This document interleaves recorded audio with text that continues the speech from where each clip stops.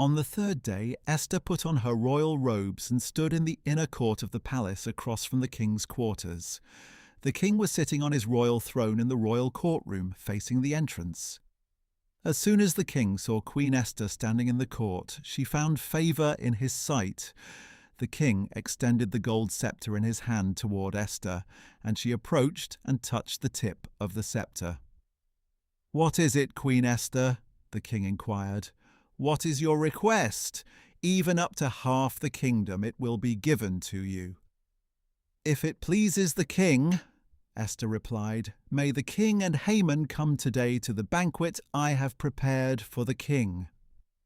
"Hurry," commanded the king, "and bring Haman, so we can do as Esther has requested." So the king and Haman went to the banquet that Esther had prepared. And as they drank their wine, the king said to Esther, "What is your petition? It will be given to you. What is your request? Even up to half the kingdom, it will be fulfilled." Esther replied, "This is my petition and my request.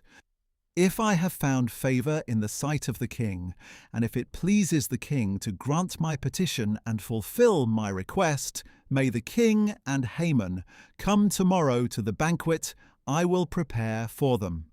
Then I will answer the king's question." That day Haman went out full of joy and glad of heart.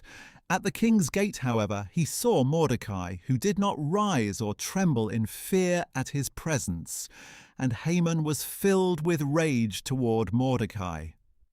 Nevertheless, Haman restrained himself and went home, and calling for his friends and his wife Zeresh, Haman recounted to them his glorious wealth, his many sons, and all the ways the king had honored and promoted him over the other officials and servants.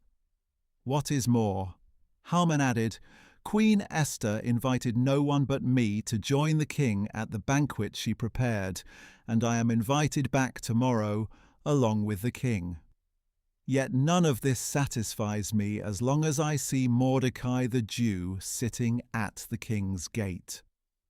His wife Zeresh and all his friends told him, "Have them build a gallows 50 cubits high and ask the king in the morning to have Mordecai hanged on it. Then go to the banquet with the king and enjoy yourself." The advice pleased Haman, and he had the gallows constructed.